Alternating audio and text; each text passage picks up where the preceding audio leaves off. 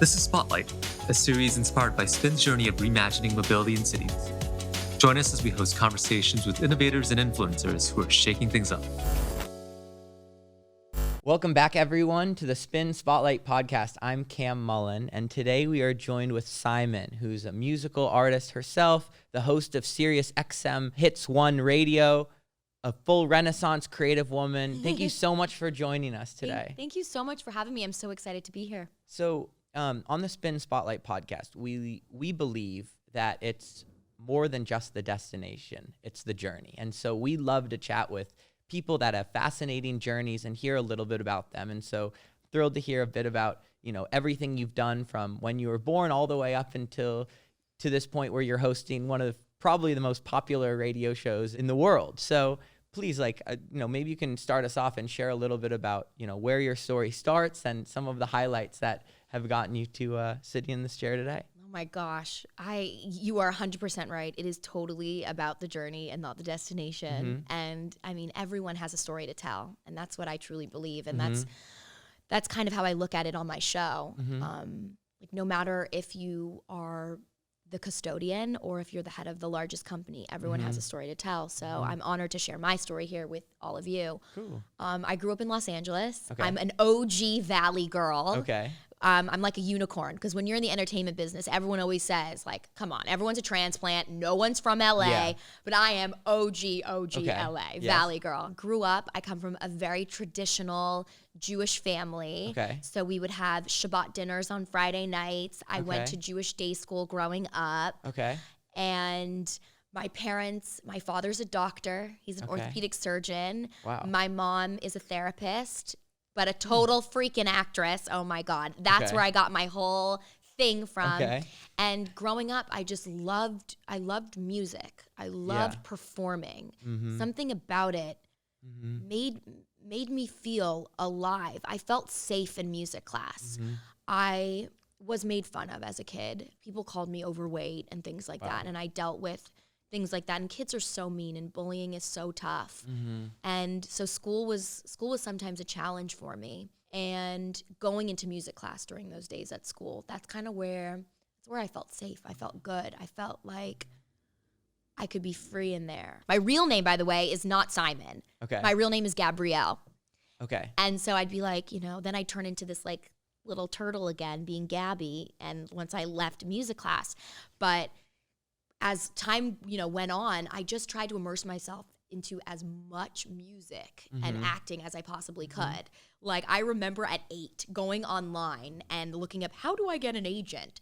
I knew I wanted this. I studied it. My parents loved film. They loved music. Music was always playing in our house. We were always watching great films, great musicals. It was just kind of in my DNA. And so as time went on, I tried to immerse myself in as much stuff that I could, within school, auditioning for things, but I would never get the lead. Okay. Because sadly, the lead always seemed to me like it was gonna be some pretty skinny girl. And Okay. I was I was overweight. I was still, I was cute, but I was typecasted through those hardships of being made fun of as a kid, of dealing with a little bit of a learning disability because my confidence was shut, of feeling like I was overweight.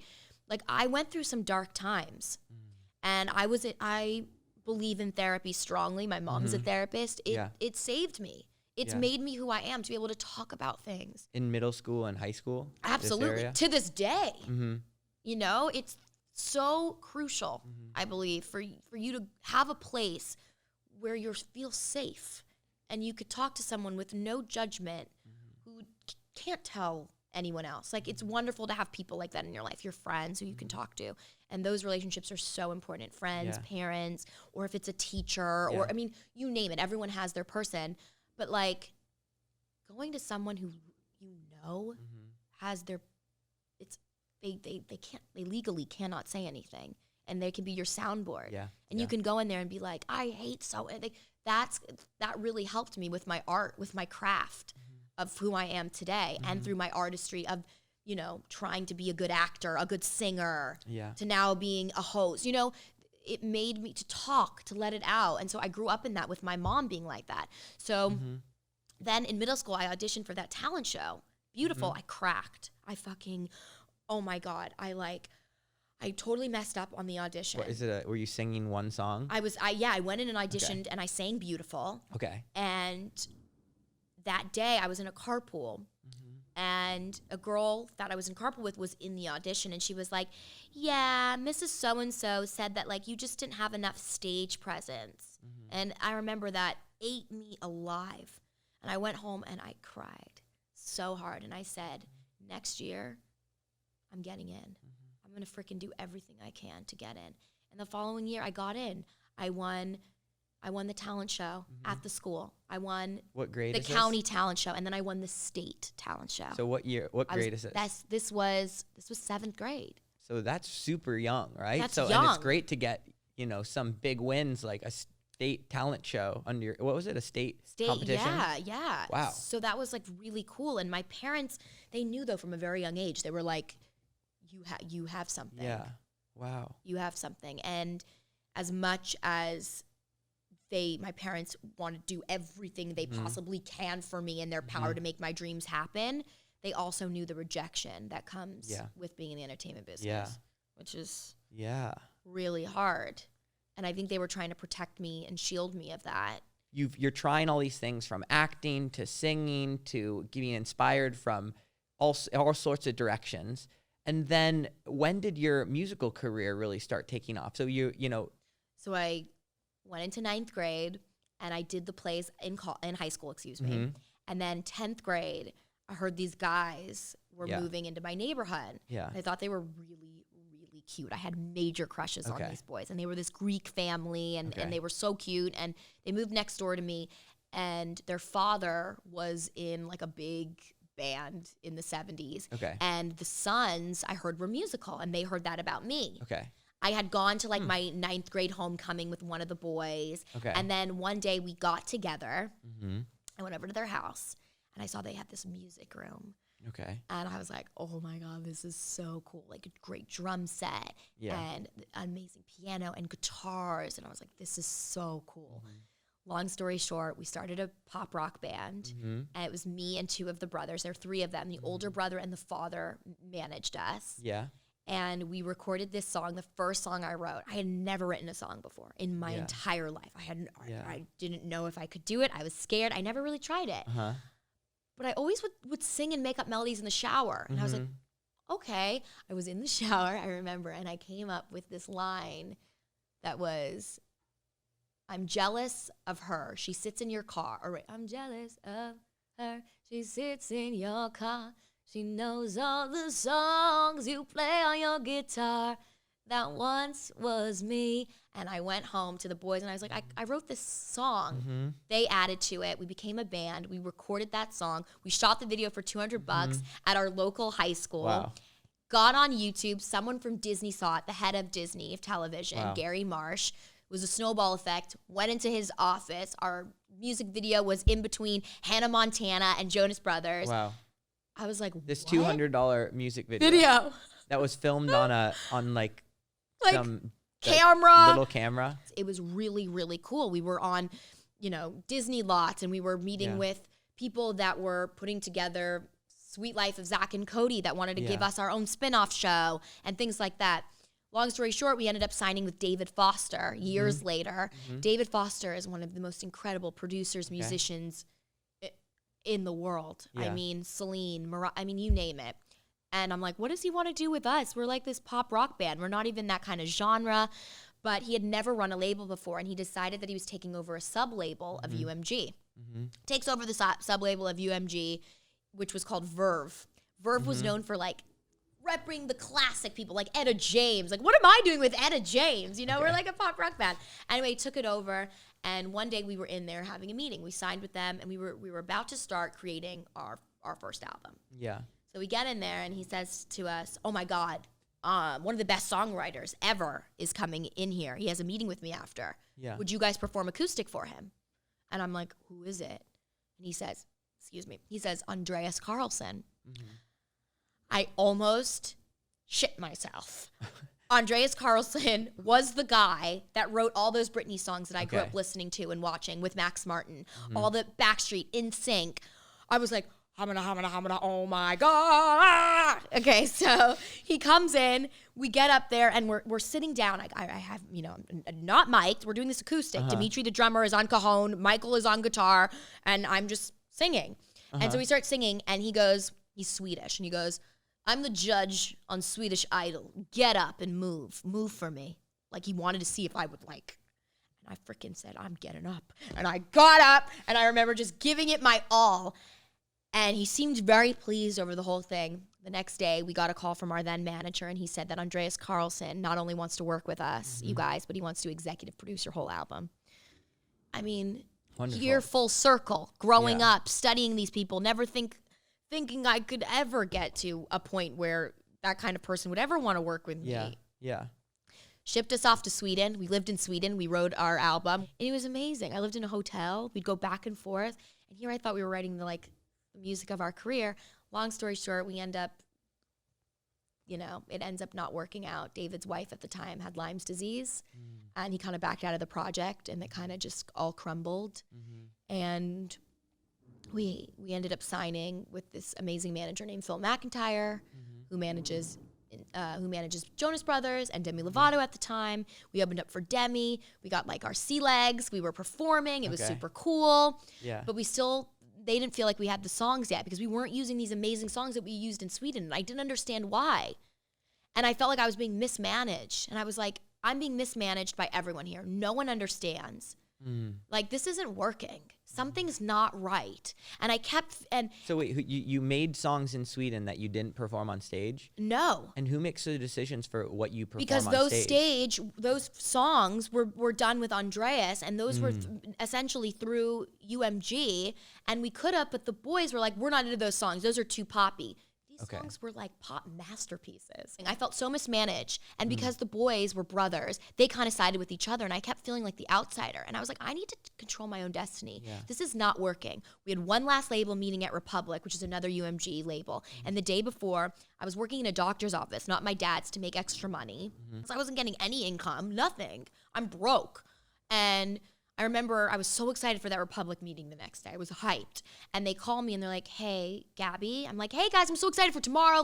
What songs are we going to do? I should get there early so we can practice our songs where we go. And they're like, we don't want to do this with you anymore. That was 7 years of hard work, blood, sweat, tears. I'd given up a Disney movie for them, so much, because I was kind of the girl that was all for one, one for all. That's how I was raised.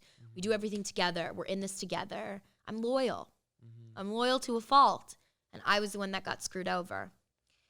So I cried. I literally fell to the ground. And I said, go back into that room. Go to your computer. Pull up every writer and producer you've ever worked with. You write them now, and you tell them you were going solo. This is what you told yourself. Yeah. And I went into that room. I wrote everyone. And everyone was like, it's about time. Take your own destiny. They didn't know what they were doing. And everyone was telling me all these things. And it was kind of crazy. I started hearing all this stuff. Oh my God, okay. I got into sessions. Within 2 months, I met this amazing guy named Steve Zapp, who changed my life forever. He was breaking a girl named Dea. They were feeling jealous by me. They didn't want me to overshadow them. Lots of tension. And here I was being all for one, one for all. Lots of bumps. But you know what? It was meant to be. As we say in my mother language, Hebrew, we say b'shert. Okay. It's b'sheret. It's meant to be, and it was meant to be. I meet with Steve. Steve says to me, he goes, your name's Gabby. Now, that sounds like some Jewish girl from the Valley whose parents are funding the whole thing. I said, well, I am Jewish and I am from the Valley, so it works. He goes, cut it. He goes, what's your mom's maiden name? I go, Symons. He goes, how do you spell it? I say, Symons. He goes, take the S off, you're Simon. Wow. And that was it. Stuck. Got signed to Sony, did Sony, Simon.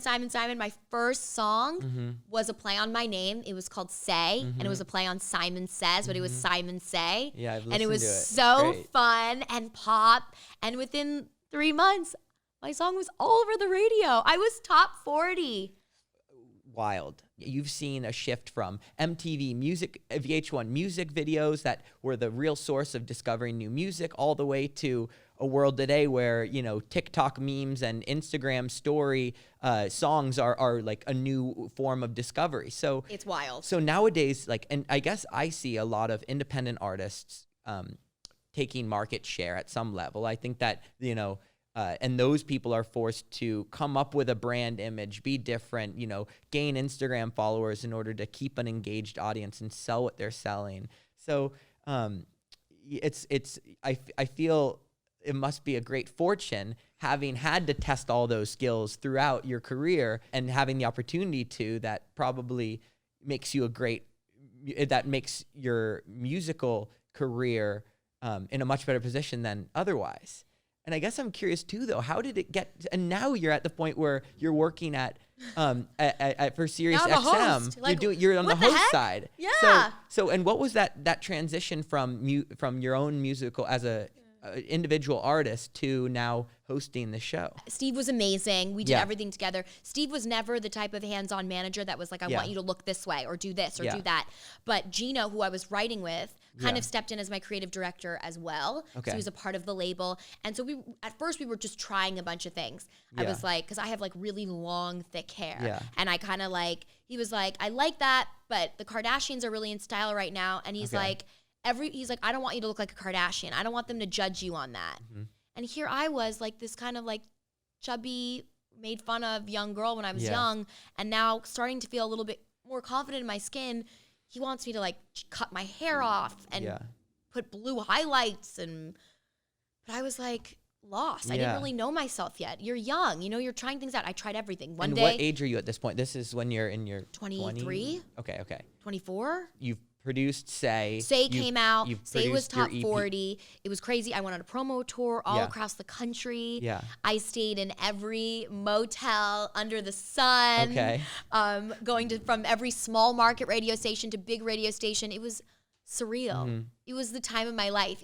Learning about what their favorite fast food places are in every state. Yeah. I mean, I got to, how many times do people really get to see their own country? Mm-hmm. We don't really get to see not a lot of people get to see the U.S. All the time. Yeah. I was going to like middle of nowhere places, and performing at radio. So you're on a local radio show. Going on radio promo tours. Then you'd go to the station and they'd be like, Symon's in town, and I'd announce my song in that station, and the next day I'd be in like Biloxi, random ass places, and I'd go in and I'd stay in these dumpy ass hotels. But I loved it. The grind. It was real. And so you're on radio shows on the other side, and then did you fall in love with the interview style, or was it another challenge to take on that captured your interest? It was so bizarre how it happened. Yeah. So when I was done with Say, my manager Steve said to me, the #1 radio station in North America is called Hits 1. I said, you don't have to tell me that. I said, I grew up listening to it. It's my favorite station ever. Yeah. And like I knew all the jocks on it. I was like, Kid Kelly, Ryan, Stan, Nicole, Spider Harrison, Mikey Piff. Like I knew all of them. He's like, oh my God, you are like a creepy ass fan. I'm like, the biggest fan. This was my station. Wow. I would listen when Sirius, it wasn't XM yet. It was XM, and they were separate entities. They were competitive. And then they joined, and it was like one was Hits 1, I think, and then one other station had 20 on 20. Yeah. And I lived for it. And I never forget when my dad got a new car, and I was like, wait, they're called SiriusXM? They're now one? Huh? Yeah. They had that little like device people used to bring in their car into the speakers. I remember that. Yes, and I loved it. Yeah. I listened to it all the time. I learned all my songs through it. Wow. Like growing up, I realized that Kid Kelly, the program director who I would listen to every day, who I looked up to, found records that I wouldn't necessarily hear on the local like top 40 stations that like iHeart would be playing. Like I wouldn't hear these songs from new artists like Hot Shell Ray, Tonight. Like I would hear them first on him. The first time I heard Taylor Swift, when she was not even a pop artist, she was country, she was heard on Hits 1 with Teardrops on My Guitar. These were songs that I heard on there first. So when he told me that we were going to go to New York City to meet Kid Kelly, I was like, okay, let's do this. I would never forget. I have a video on my phone where it's like, hey guys, I'm going to meet Kid Kelly right now. Da-da-da-da-da. Who knew years later he would be my boss? And so you met him and he said, I want you to join. No, here's a contract. Not yet. I went in. My mom always said, a way to a man's heart is through his stomach. You go and you bring food. Okay. You bring cupcakes from Magnolia Bakery. Okay. You bring bagels. Like you do you. And I was like, yeah, that's me. So I brought in a ton of cupcakes for everyone. I walked in. They told me that he only had like 15 minutes for me because these guys are seeing artists all day long. I walk in there. He spent an hour with me. We had the best time together. We hit it off because he could tell I was so genuinely Did you such want? a Did fan. you want the job? Is your No. incentive here to get a job? My incentive was to get my song. This was Okay. before Say was out. Okay. He was the first station that added Say.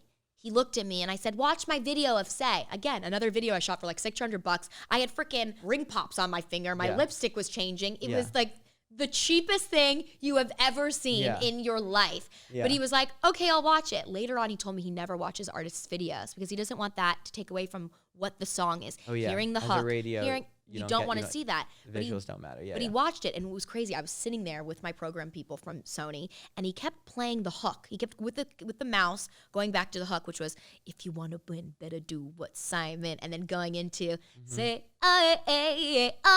do what Simon say. And he kept listening and going back and I was like, oh, does he hate it? Oh shit, he hates it. I was like, he hates it. No, does he love it? He looked at me and he goes, I've never done this to an artist before. I'm like, what? He goes, I'm adding your song. I almost died, but I couldn't like freak out in person. I How was big like, is that? That's how many listens is that? Because I imagine North America wide, is that 20 million? Is that over 20 million, over 20 million? probably, yeah. Active 30 listeners, active listeners. wow. Yeah.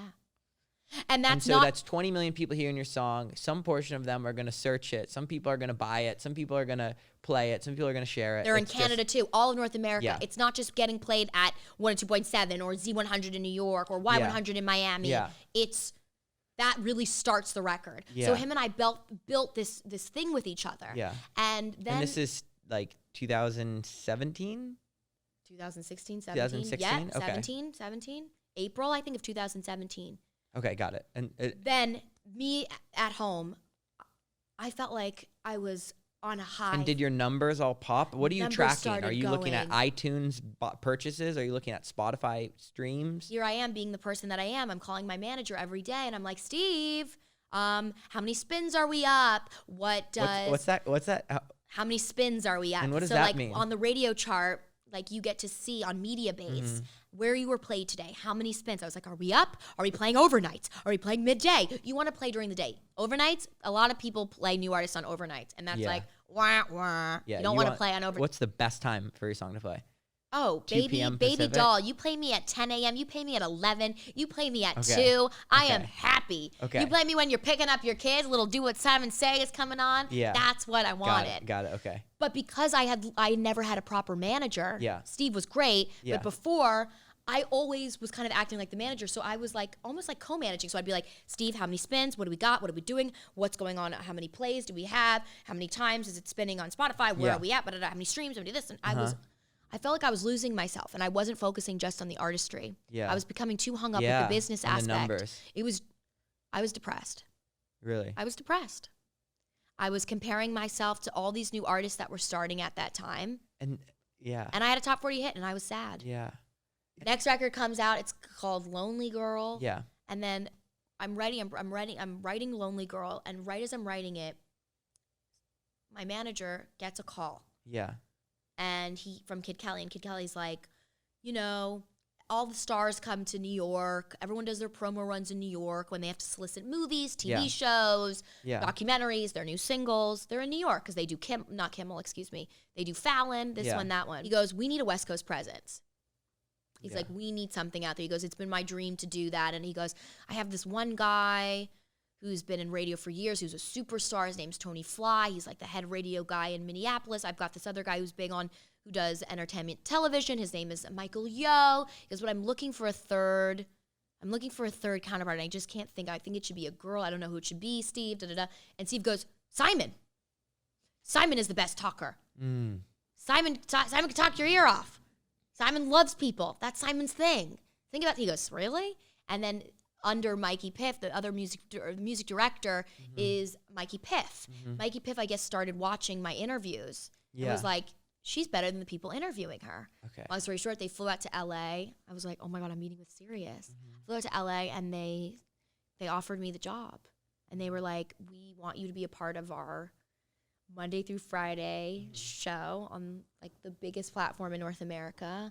Yeah. Here I am, this like young girl that's gonna have a platform, gonna have a voice. Yeah. I'd never done radio training in my life, broadcast.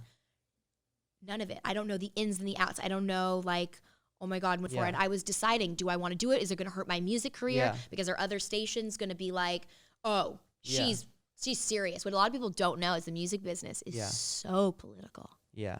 If they see you're Spotify's darling, they don't want to play you on iHeart. They don't want to play you on Sirius. If they see you all over iHeart, it's so political. It's so stupid. It's so ridiculous. Like I'd be like bopping. Like I'd be like all lined up, teed up to be like playing all over Hits 1, but like I wouldn't get New Music Friday. It would ruin me. It destroyed me. So I'm like, do I take it? Do I not? Will it ruin my chances of getting my songs played everywhere else? Or will it be the coolest thing ever because I get to meet so many incredible, inspiring people? Yeah. My parents, my manager said, take it. I took it. It's been the best thing I've ever done for myself. Who knew that I would fall madly in love with it? And what it made me realize is that not only do I love performing, acting, singing, it's because I love people. I love connecting with people. Whether, like I said before, whether you work at the supermarket, the gas station, or whether you're the head of Tesla or the head of a label, you matter. You have a story to tell.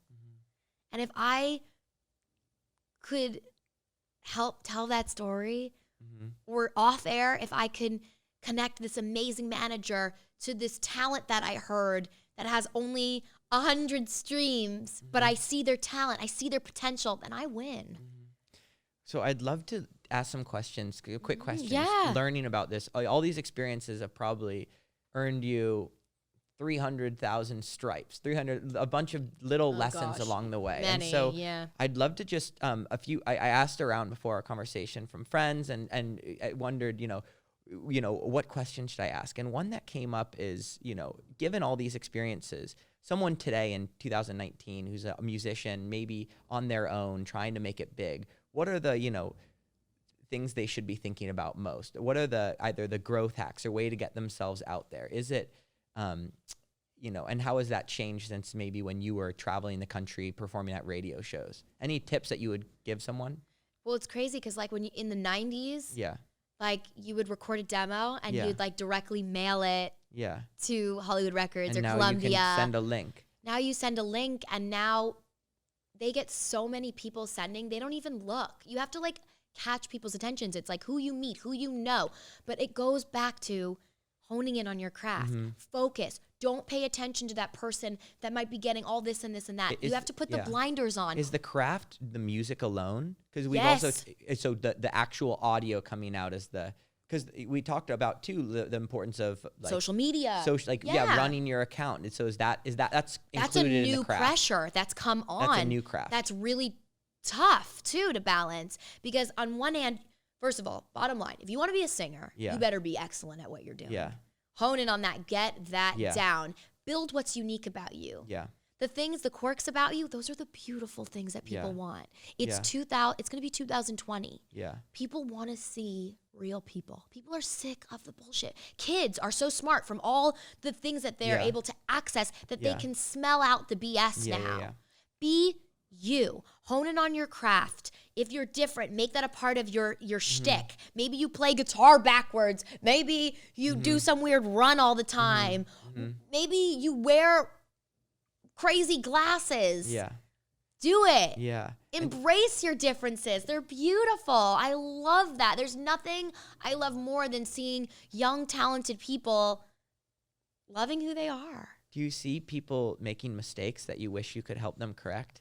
Are people spending because too I much made time? them. Are people spending too much time on Instagram, like trying to make a small video that really doesn't matter? Or are there are there examples of saying the wrong thing to someone at a label that's just going to ruin them forever? Or I'm making these up, but are there any tips that you've seen someone making a mistake that you think other people could learn from? Yeah, I feel like a lot of kids now are really focusing on YouTube, and I think that's great. It's an incredible tool to be discovered. Yeah. Between that and now we have TikTok where people are becoming TikTok stars. Yeah. It's so wild to see how the music business is shifting and changing. It was a massive change when we started having these streaming services. Yeah. But from that, here we are with all these other like digital platforms and apps that are changing the game as well. Yeah. I mean, songs are becoming like I just covered the AMAs for the last week, which was incredible. I did backstage at the AMAs and I interviewed, I have the most incredible co-host named Tony Fly, who's been my mentor, who's had so much patience with me because I got thrown into this. So now the show is just, it's Hits 1 with Tony Fly and Symon. Yeah. And Tony has been a saint. I've learned so much from him, and he's taught me so much as well of like what to focus on, what not to focus on. And I think like focus on the craft. Like for me, like I'll worry sometimes. We'll be like, okay, well, we have to take pictures because we're here with so-and-so. No, my boss, Kid Kelly, says, no, focus on what's coming out of the speakers. What's important. You're here to make people feel happy. People get in their cars and they're miserable and they had a shitty day, they had a bad day, and make them feel good. Play their songs. What do you think about the influencers, creators that transition from YouTube videos to music? For like, you see Logan Paul has a song that probably has millions of hits. You see Cody Ko and his partner making music and, you know, blowing up and being able to link their song below and getting lots of plays. Have you seen that? Do you think that that's another way kind of into music, maybe honing your craft in a creative way and then shifting into music, or do you think that's like a very rare thing? No, I mean in the olden days of Hollywood, if you were a movie star, you couldn't be in musicals or you couldn't be a singer. It wasn't accepted. These now lines are so blurred, and it's like really cool that like I could have a fashion line, but I could also be a singer, but I could also be a host. It's really cool that how you can have multiple things going on. Your craft doesn't have to be one channel or one art. Right. We're seeing today it's better to be multifaceted. But I strongly say master one thing first. Yeah. And the audio in music is probably that. Don't spread yourself too thin. Yeah. You know, I thought I was going to be a singer. I thought I was going to last and be a singer. Yeah. My focus completely shifted, but it was a blessing that came to me from honing in on my craft. If I didn't hone in on my craft, if I didn't get signed and dropped and re-signed, I wouldn't be the Symon I am today, who loves people, who loves learning from people, who loves meeting the artists just as much as I love meeting the label heads and the people that are radio programmers or the people that are doing their promo runs. Everyone is so fascinating. Everyone has a story, and I understand it. But for the kids out there, it's wild to see these Cody Ko's and all these people link in the bio, and they've got these songs out. A lot of them, I don't believe their stuff. I don't think it's great. I think they have tons of numbers. Yeah. And it's not fair to a lot of the other really ridiculous talent out there. But at the same time, a lot of amazing talent has been found with that vehicle. Yeah. Troye Sivan's of the world. You're an advocate of taking advantage of these new technologies. Absolutely. Be it use it from YouTube for music or publishing on TikTok to be able to ride a wave. I think that's that makes sense. So it's definitely like growth hacking in many ways. What about podcasts? So this is obviously a podcast. Yeah. And I'm sure as a radio host, you see similarities between talk shows and conversations and, you know, and with this increase of both creators and consumers, are there any tips you have for people that are making podcasts that could make them even more engaging, maybe based off what you've learned from running a radio show? Well, what's wild is I'm on short form radio. People are listening to us to hear those hit songs. Yeah. And when we have people in, it's getting out those sound bites, those little golden nuggets that you want to get. To clip and then Podcasting distribute. is so different. I love long form. I would love to do it in my future. I would love to have, I think it would be really amazing to have a podcast and sit down with maybe, you know, a lot of influential women. Yeah. You know, I think that would be really cool. But it's very different. I think if you are doing a podcast to be interesting, I think it's cool. It's all about the guests and what you're delivering. I notice you are so expressive when you talk, and I don't know, is that something that you've picked up? Is that something that you've seen that, you know, when you're talking and you're changing your tones and you're doing like you've done a few different accents already. It's like so engaging. I feel like, oh my God, you're so nice. No, this is me. And do you have this British alter ego? Yes. Tell me about that. What is that? So she's British Symon. I love her. Yeah. It's like another part of me. She's from Primrose Hill in London. Okay. Yeah. Okay, great. I love her. And have you ever thought about maybe using her voice in your music. I thought Nicki Minaj in that song Monster has this crazy verse Yes, where she she has does. that like the British accent. I mean, for right now, I'm so happy, Uh-huh. like interviewing really cool people and Yeah. telling their stories and working with Tony and Mhm. trying to master this, because there's been hard moments too. It's, Yeah. to be thrown in and have not Yeah. had that training. It was Yeah. rough, but to think that I'm coming up on 3 years in Yeah. February is so amazing. Yeah. Is so exciting. I've kind of put my music on a hold Yeah. because I'm truly, I feel like I'm finally being me. That's great. And And you can always, life is hard. long, and you Yeah. can have a bunch of channels in your craft, I imagine. Right. Like we were talking about, it's Yeah. cool to be multifaceted. So I can come back and do a song. But for now, Yeah. telling people's stories and making people laugh every day and, trying to be a positive role Yeah. model in a Yeah. world that's really dark right now Wow. feels empowering. So Simon, tell me about the AMAs. So cool. Oh my Yeah? gosh. So Tony Fly, my co-host, and I got to go backstage and do interviews with the artists as they were going in and out of rehearsals. Yeah. So we were in this private room and I got to go watch them rehearse, and then they'd come off stage and then we get to chat with them. And it was so cool to have that one-on-one Yeah. experience. And it's just surreal Who sometimes. did you meet that was one of your favorite one-on-one chats? Lizzo was awesome. Okay. It was so funny because I was like, Lizzo, are you feeling good as hell? And she was like, oh, girl, you in the wrong profession. It was so funny. Like, she's everything you thought she Yeah. would be. She's loud. She's fun. She's a Yeah. hustler. Yeah, she's I admire her work. Yep. My favorite that we sat down with, I love Dua Lipa. She's Yeah. so sweet. Yeah. She's so beautiful. The host of the show was Yeah. Sierra. Yep. Again, an artist that started in singing and is now hosting the AMAs. Multifaceted. I'm like, my strong thing that I'm telling you guys out there is like, you really can do anything you set your mind to. As Yeah. cheesy as that is, you can do it and you can accomplish it. I would have never thought I would be here. And then Sunday we led up to the big show and we did Sunday, and that was super crazy. And a cousin of mine is Carole King, Okay. and she presented Taylor Swift with the Artist of the Decade Award. Wow. So it was cool to see like Carole on the carpet and reconnect with her there. She's an actual family cousin. of Yeah. yours. Oh wow. Yeah, That's on my great. dad's side. So that was like, it was just surreal. Green Day, like seeing people I watched on VH1.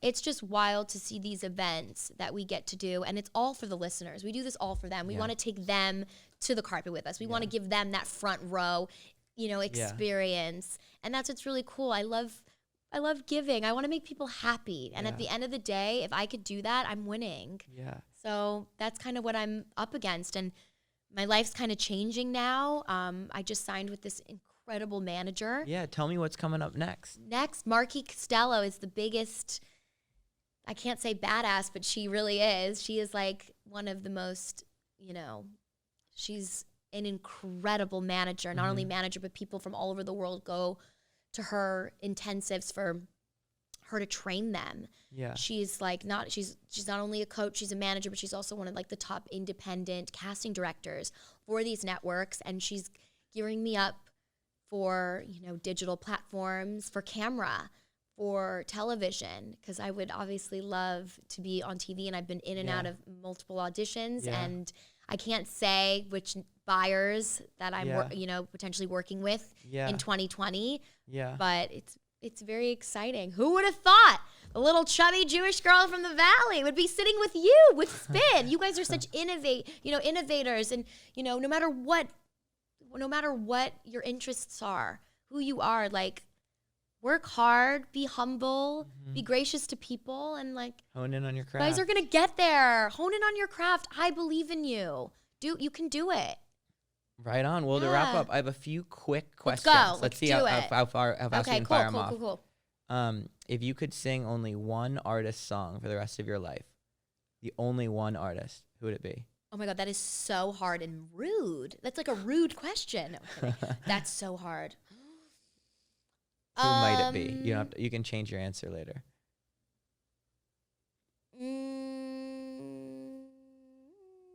Maybe Madonna. Okay, cool. Do you use Alexa, Siri, or Google Home most? Alexa. Have you had any experiences recently that you want to write about or that you could write about? Lots. Can you name one? I think it would be really fascinating to write a book, even on like my journey and like the advice I would give to young women, because my my life has changed so much, and like teach maybe I think it would be cool to talk about how to like manage your own career with doing your own, like my own Instagram, my own this, like doing all those platforms. Yeah. Something like that. But also I could write a book on the celebrity parties that I sometimes get invited to and the things I see that I can't talk about. One thing I need to do before I die,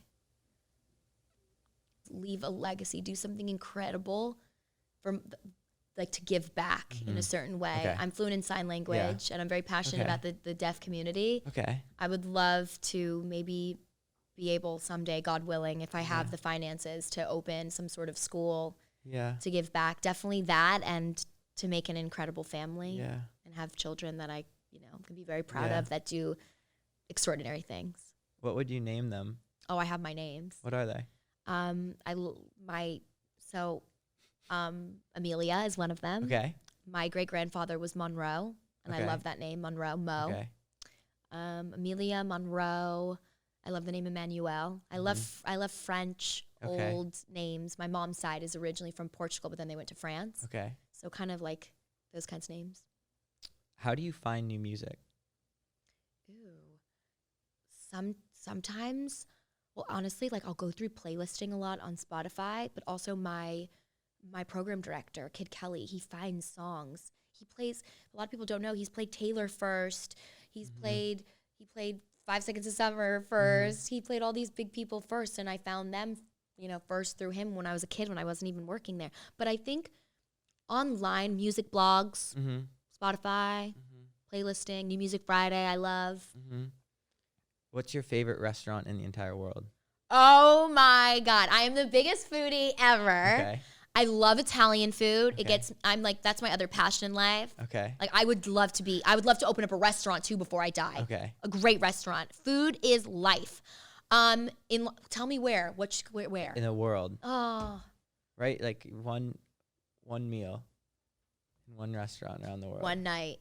That everyone has to go to. It's really hard. Can I name 2 places? Yeah, name 2. Okay, one place would be in London. Yeah. I love this restaurant called Scalini in London. Oh, give me a pasta. Woo! Love that. I'm pathetic. I'm so boring. I'm so basic. I love a good meal at my favorite. 2 of my favorite chefs are John Shook and Vinny. They have a restaurant called Animal that I love. John and Vinny's, I love. Animal in? Both on West Hollywood, on Fairfax, or across the street from each other. 2 of my favorite spots. Okay. Yeah. Cool. Yeah. Well, Symon, thank you so much for taking the time chatting with us. For everyone, that's Symon's spin on life. And Bye guys. We'll be back again soon. What's the best place to keep in touch and keep up with everything going on in your life? Definitely Instagram. So at official Symon, and that's Symon with a Y. And DM me. I love to talk to you guys. Absolutely. If you need advice, seriously, DM me. Also listen to my show Monday through Friday on SiriusXM from 4 to 7 p.m. West Coast, 7 to 10 East Coast with Tony Fly on SiriusXM Hits 1 Channel 2.